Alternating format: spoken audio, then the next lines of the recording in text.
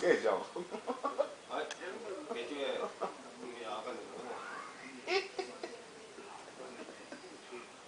没听个人母人都说人呢，知道吗？哦。咁我講住，咁話呢個低得咗。哦。你都六倍嗰啲人睇。em lái bên một tay là. Cái một tay kia cho bộ mình biết.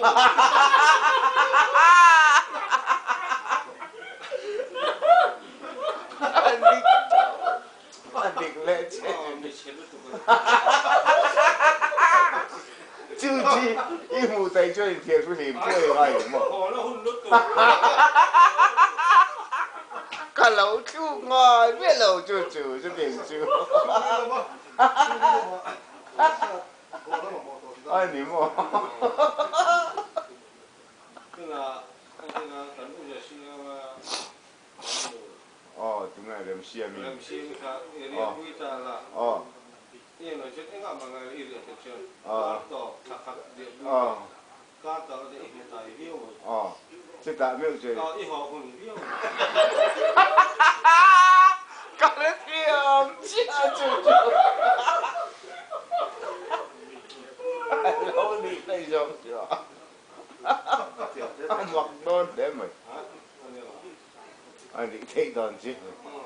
Nó được buổi thằng cao thèn mà. Im một tay biết là khó rồi. Anh nói chuyện tin sửa thôi khỏe lại đúng không? Chứ là ông lười tay là. Anh đi đón chứ mà.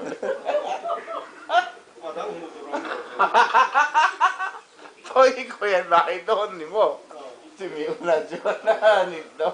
Chứ tiền chưa lâu chút ngói đầu đấy.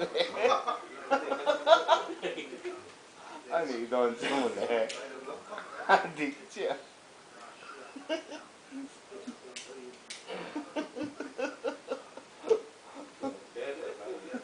Anh đi chứ.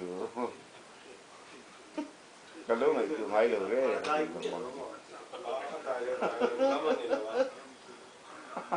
Mình khinh mình không gọi là kinh về, chỉ là mình mới thấy.